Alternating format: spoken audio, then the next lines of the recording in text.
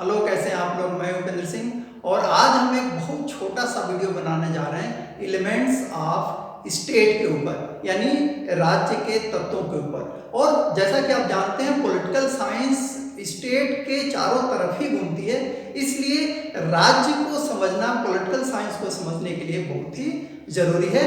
तो आइए देखते हैं कि जो बेसिक एलिमेंट है वे क्या है। हम यहाँ राज्य की परिभाषा नहीं आपको बताएंगे, राज्य की परिभाषा हम एक दूसरे वीडियो में आपको बता चुके हैं और उसको आप देख लेना। यहाँ हम मोटे मोटे चार उसके जो एलिमेंट है उनको बताने की कोशिश करेंगे। जो पहला तत्व है उसे हम कहते हैं भूभाग, भूभाग या टेरिटरी। तो पहली चीज आप कहेंगे कि एक राज्य को बनने के लिए किस चीज की जरूरत होती है।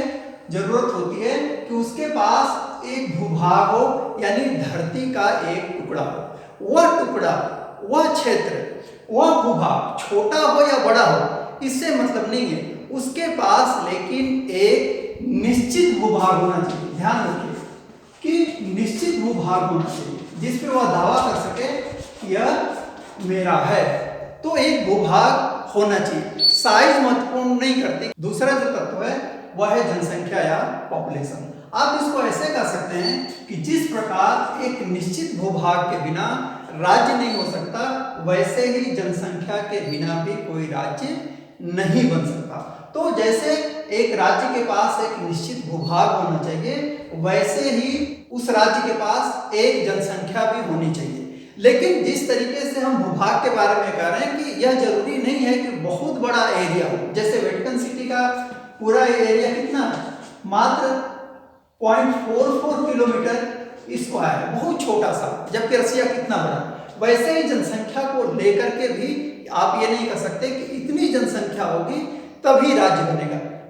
जनसंख्या कम हो सकती है, अधिक हो सकती है, लेकिन जनसंख्या होनी चाहिए। इस संदर्भ में आप प्लेटो को देखेंगे तो प्लेटो ने अपने समय कहा था कि जो आइडियल स्टेट है उसके पास 5040 पॉपुलेशन होनी चाहिए, और जो रूसो है उसने कहा था कि 10,000 की जनसंख्या होनी चाहिए। इसमें एरिस्टोटल अपना एक अलग व्यू देता है जो काफी बैलेंसिंग है। वह कहता है कि जनसंख्या न तो बहुत बड़ी होनी चाहिए और न तो बहुत छोटी होनी चाहिए। तीसरी चीज है सरकार। तीसरा तत्व है सरकार या गवर्नमेंट। इस जनसंख्या को नियंत्रित करने के लिए, उसमें शांति और व्यवस्था स्थापित करने के लिए एक सरकार होनी चाहिए। लेकिन ध्यान रखिए कि जब हम राज्य के तत्वों के बारे में बात करते हैं और उस संदर्भ में सरकार की चर्चा करते हैं तो हमारा मतलब होता है केंद्रीय सरकार से। केंद्रीय सरकार से जैसे आप भारत का उदाहरण लीजिए। भारत में 3 लेवल की सरकार है। एक तो दिल्ली सरकार जो पूरे भारत की सरकार है, भारत सरकार जिसको बोलते हैं। दूसरा अलग अलग राज्यों में सरकार है, जैसे राजस्थान की सरकार, जैसे उत्तर प्रदेश की सरकार।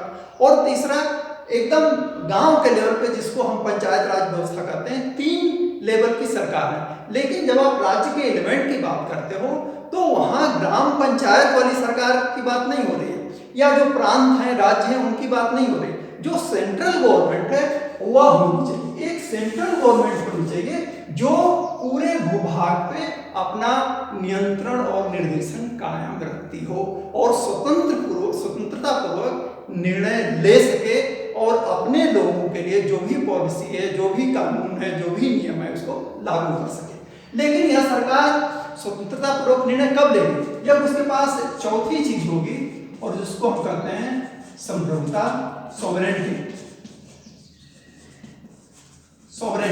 उसके पास यदि संप्रभुता नहीं है तो कोई भी सरकार स्वतंत्र निर्णय नहीं ले सकती। वैसे ही जैसे 15 अगस्त 1947 से पहले हमारे पास भूभाग था, हमारे पास जनसंख्या थी, हमारे देश में सरकार भी थी, लेकिन हम स्टेट नहीं थे पॉलिटिकल साइंस की भाषा में। क्यों? क्योंकि हम अंग्रेजों के गुलाम थे, हमारे पास सॉवरेनिटी नहीं थी। तो सॉवरेनिटी का मतलब क्या होता है? सॉवरेनिटी का मतलब होता है सुप्रीम पावर, यानी सर्वोच्च शक्ति। संप्रभुता क्या है? राज्य की सर्वोच्च शक्ति है। और यह 2 तरीके की होती है। एक को हम कहते हैं इंटरनल सॉवरेंटी यानी आंतरिक संप्रभुता, और दूसरे को कहते हैं बाह्य संप्रभुता।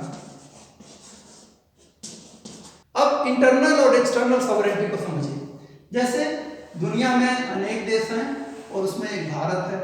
तो भारत की इंटरनल सॉवरेंटी का मतलब है कि जो ये हमारा अपना एरिया है, जो राष्ट्रीय क्षेत्र है, इसमें सरकार कोई भी पॉलिसी, कोई भी रूल, कोई भी रेगुलेशन, कोई भी प्रोग्राम लागू करे और इसके अंतर्गत आने वाली प्रत्येक वस्तु, एसोसिएशन और व्यक्तियों पर इसका पूरा का पूरा नियंत्रण होता है। उसको हम कहते हैं आंतरिक संप्रभुता। लेकिन भारत अकेले नहीं है दुनिया में, दूसरे देश भी हैं।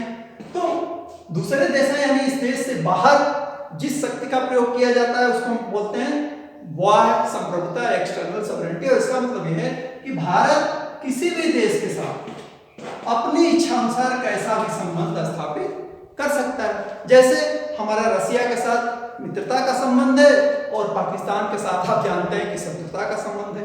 मेन चीज ये है कि सॉवरेंटी ये कहती है कि राज्य जो निर्णय ले, और राज्य के बदले सरकार निर्णय ले रही, तो जो सरकार है वह स्वतंत्र, यानी कोई निर्णय लेने के लिए उसे किसी दूसरे से पूछने की जरूरत न पड़े। यदि ऐसा है तो आप कहेंगे कि वह भूभाग जिस पे एक जनसंख्या है, जिस पे एक सरकार है और सरकार संप्रभु है, ये मिल करके क्या बना रहे हैं, ये मिल करके राज्य का निर्माण कर रहे हैं। तो ये एलिमेंट ऑफ स्टेट है बड़े संक्षेप में।